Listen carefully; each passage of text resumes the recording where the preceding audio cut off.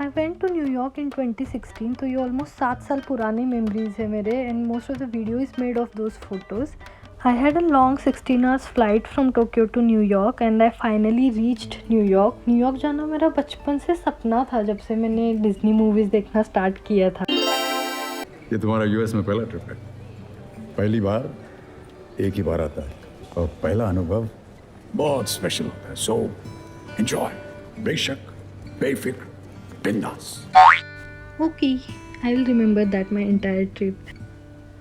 After reaching my hotel I remember मैंने rest भी नहीं किया था, and even though Tokyo New York में 14 आवर्स का टाइम डिफरेंस है, मुझे थोड़ा भी जेट लैग नहीं हुआ था.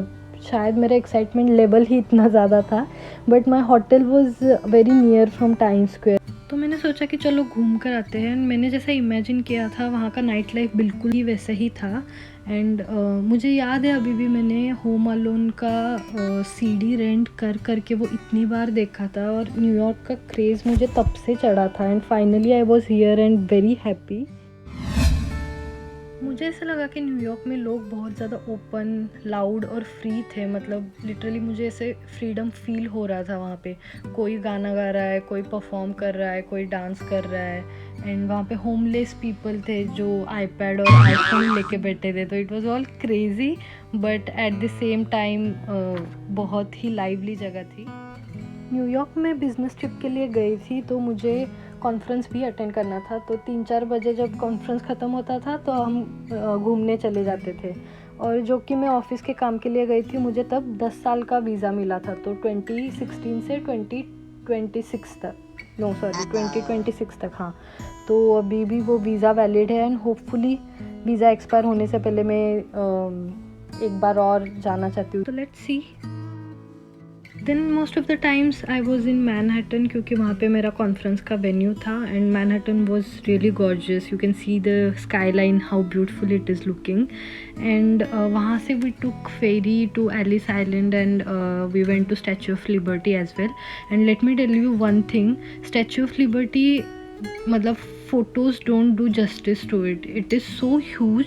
हमें रियलाइज़ नहीं होता फ़ोटो में कि ये इतना बड़ा है, बट लोग एकदम चींटी जैसे छोटे छोटे दिख रहे थे. And it was beautiful. And बहुत ही ब्राइट एंड सनी डे भी था. एंड वहाँ पे बहुत सारे म्यूज़ियम्स एंड पुराने ज़माने के इमिग्रेशंस म्यूज़ियम्स एंड इंफॉर्मेशन सेंटर्स भी है. तो it was all really very nice. Then I was roaming around and I visited the famous Bull and New York Stock Exchange and New York Times office. If you have seen the Friends series, the building they have shown in the series is in New York, and I went there to that place, and I cannot tell you how happy I was that time. और अगर आपने friends देखा है and you are also friends fan, then you would understand कि मैं इतना खुश क्यों थी.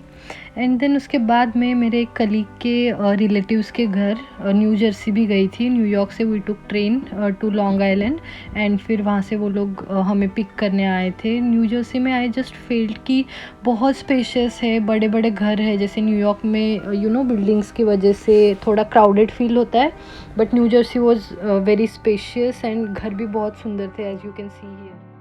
So this was about my trip to New York. Let me know in the comment section if you like it, and please do subscribe.